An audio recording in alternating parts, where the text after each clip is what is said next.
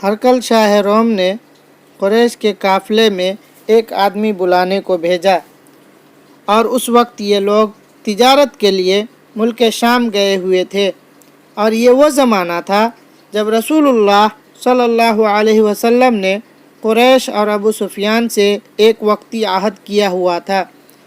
जब अबू सुफियान और दूसरे लोग हरकल के पास एलिया पहुँचे जहाँ हरकल ने दरबार तलब किया था, उसके गिर्द रोम के बड़े बड़े लोग उलमा, उज़रा, उमरा बैठे हुए थे। हरकल ने उनको और अपने तर्जुमान को बुलवाया, फिर उनसे पूछा कि तुम में से कौन शख्स मुद्दाई रिसालत का ज़्यादा करीबी है। अबू सुफियान कहते हैं कि मैं बोल उठा कि मैं उसका सबसे ज़्यादा करीबी रिश्तेदार हूँ। ये सुनकर हरकल ने हुक्म दिया कि इसको यानी अबू सुफियान को मेरे करीब लाकर बैठाओ और इसके साथियों को इसकी पीठ के पीछे बैठा दो। फिर अपने तर्जुमान से कहा कि इन लोगों से कह दो कि मैं अबू सुफियान से उस शख्स के यानी मोहम्मद सल्लल्लाहु अलैहि वसल्लम के हालात पूछता हूँ। अगर ये मुझसे किसी बात में झूठ बोल दे तो तुम इसका झूठ जाहिर कर देना। अबू सुफियान का कौल है कि अल्लाह की कसम, अगर मुझे ये गैरत ना आती कि ये लोग मुझको झुटलाएंगे तो मैं आप सल्लल्लाहु अलैहि वसल्लम की निस्बत ज़रूर गलत गोई से काम लेता। खैर, पहली बात जो हरकल ने मुझसे पूछी वो ये कि उस शख्स का ख़ानदान तुम लोगों में कैसा है। मैंने कहा वो तो बड़े ऊंचे आली नसब वाले हैं। कहने लगा इससे पहले भी किसी ने तुम लोगों में ऐसी बात कही थी। मैंने कहा नहीं। कहने लगा अच्छा, उसके बड़ों में कोई बादशाह हुआ है। मैंने कहा नहीं। फिर उसने कहा बड़े लोगों ने उसकी पैरवी इख्तियार की है या कमज़ोरों ने। मैंने कहा नहीं, कमज़ोरों ने। फिर कहने लगा उसके ताबेदार रोज़ बढ़ते जाते हैं या कोई साथी फिर भी जाता है। मैंने कहा नहीं। कहने लगा कि क्या अपने इस दावाए नबूवत से पहले कभी किसी भी मौका पर उसने झूठ बोला है। मैंने कहा नहीं, और अब हमारी उससे सुलह की एक मुकर्ररा मुद्दत ठहरी हुई है, मालूम नहीं वह इसमें क्या करने वाला है। अबू सुफियान कहते हैं मैं इस बात के सिवा और कोई झूठ इस गुफ्तगू में शामिल न कर सका। हरकल ने कहा क्या तुम्हारी उससे कभी लड़ाई भी होती है। मैंने कहा कि हाँ। बोला फिर तुम्हारी और उसकी जंग का क्या हाल होता है। मैंने कहा लड़ाई डोल की तरह है, कभी वो हमसे मैदान जंग जीत लेते हैं और कभी हम उनसे जीत लेते हैं। हरकल ने पूछा वो तुम्हें किस बात का हुक्म देता है।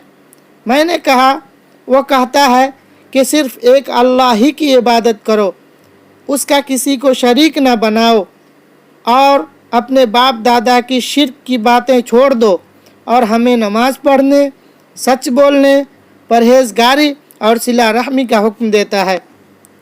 ये सुनकर फिर हरकल ने अपने तर्जुमान से कहा कि अबू सुफियान से कह दे कि मैंने तुमसे इसका नसब पूछा तो तुमने कहा कि वो हम में आली नसब है और पैगंबर अपनी कौम में आली नसब ही भेजे जाया करते हैं।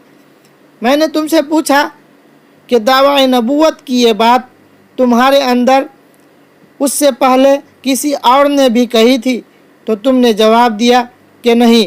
तब मैंने अपने दिल में कहा कि अगर ये बात उससे पहले किसी ने कही होती तो मैं समझता कि उस शख्स ने भी इसी बात की तकलीद की है जो पहले कही जा चुकी है। मैंने तुमसे पूछा कि उसके बड़ों में कोई बादशाह भी गुज़रा है। तुमने कहा कि नहीं। तो मैंने दिल में कहा कि उनके बुज़ुर्गों में से कोई बादशाह हुआ होगा तो कह दूंगा कि वह शख्स इस बहाना अपने आबा व अजदाद की बादशाहत और उनका मुल्क दोबारा हासिल करना चाहता है। और मैंने तुमसे पूछा कि इस बात के कहने यानी पैगंबरी का दावा करने से पहले तुमने कभी उसको दरोग गोई का इल्ज़ाम लगाया है? तुमने कहा नहीं। तो मैंने समझ लिया कि जो शख्स आदमियों के साथ दरोग गोई से बचे वो अल्लाह के बारे में कैसी झूठी बातें कह सकता है। और मैंने तुमसे पूछा कि बड़े लोग उसके पैरों होते हैं या कमज़ोर आदमी? तुमने कहा कमज़ोर आदमियों ने उसकी इत्तिबा की है। तो दरअसल यही लोग पैगंबरों के मुत्तबईन होते हैं। और मैंने तुमसे पूछा कि उसके साथी बढ़ रहे हैं या कम हो रहे हैं? तो तुमने कहा कि वो बढ़ रहे हैं। और ईमान की कैफियत यही होती है हत्ता कि वह कामिल हो जाता है। और मैंने तुमसे पूछा कि आया कोई शख्स उसके दीन से नाखुश होकर मुर्तद भी हो जाता है? तो तुमने कहा नहीं। तो ईमान की खासियत भी यही है, जिनके दिलों में उसकी मसरत रच बस जाए वो इससे लौटा नहीं करते। और मैंने तुमसे पूछा कि आया वो कभी अहद शकनी करते हैं? तुमने कहा नहीं। पैगंबरों का यही हाल होता है, वो अहद की खिलाफ वर्जी नहीं करते। और मैंने तुमसे कहा कि वो तुमसे किस चीज़ के लिए कहते हैं?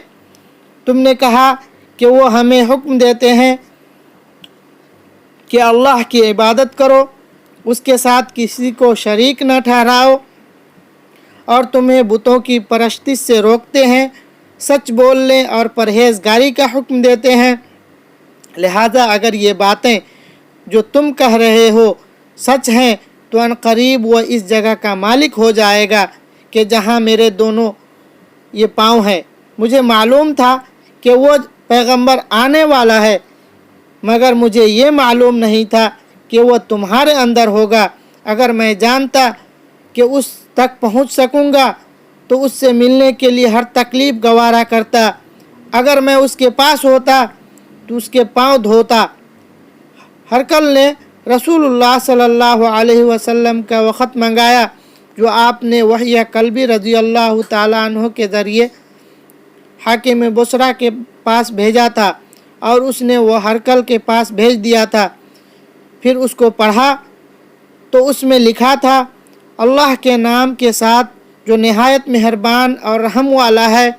अल्लाह के बंदे और उसके पैगंबर मोहम्मद सल्लल्लाहु अलैहि वसल्लम की तरफ से ये ख़त है शाह रोम के लिए। उस शख्स पर सलाम हो जो हिदायत की पैरवी करे। उसके बाद मैं आपके सामने दावत इस्लाम पेश करता हूँ। अगर आप इस्लाम ले आएंगे तो दीन और दुनिया में सलामती नसीब होगी, अल्लाह आपको दोहरा सवाब देगा। और अगर आप मेरी दावत से रूगर्दानी करेंगे तो आपकी रिआया का गुनाह भी आप ही पर होगा। और ए अहले किताब, एक ऐसी बात पर आ जाओ जो हमारे और तुम्हारे दरमियान यकसा है, वो ये कि हम अल्लाह के सिवा किसी की इबादत न करें और किसी को उसका शरीक न ठहराएं, और न हम में से कोई किसी को अल्लाह के सिवा अपना रब बनाए। फिर अगर वह अहले किताब इस बात से मुंह फेर ले तो मुसलमानों, तो तुम उनसे कह दो कि तुम मानो या न मानो, हम तो एक अल्लाह की इताअत गुजार है। अबू सुफियान कहते हैं, जब हरकल ने जो कुछ कहना था कह दिया और ख़त पढ़कर फारिग हुआ तो उसके इर्द गिर्द बहुत शोर व गोगा हुआ, बहुत सी आवाज़ें उठी और हमें बाहर निकाल दिया गया। तब मैंने अपने साथियों से कहा कि अबू कब्शा के बेटे, नबी करीम सल्लल्लाहु अलैहि वसल्लम का मामला तो बहुत बढ़ गया। देखो तो इससे बनी असफर रोम का बादशाह भी डरता है।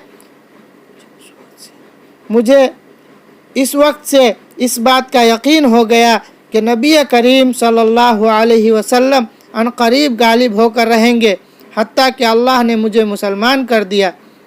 रावी का बयान है कि इब्न नातूर एलिया का हाकिम हरकल का मसाहिब और शाम के नसारा का लाट पादरी बयान करता था कि हरकल जब एलिया आया, एक दिन सुबह को परेशान उठा تو اس کے درباریوں نے دریافت کیا کہ آج ہم آپ کی حالت بدلی ہوئی پاتے ہیں، کیا وجہ ہے؟ ابن ناطور کا بیان ہے کہ ہرقل نجومی تھا، علم نجوم میں وہ پوری مہارت رکھتا تھا۔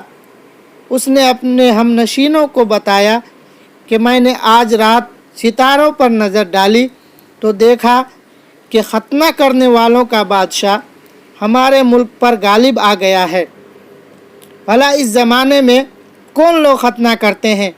انہوں نے کہا کہ یہودی کے سوا کوئی ختنہ نہیں کرتا، سو ان کی وجہ سے پریشان نہ ہو۔ سلطنت کے تمام شہروں میں یہ حکم لکھ بھیجیے کہ وہاں جتنے یہودی ہوں سب قتل کر دیے جائیں۔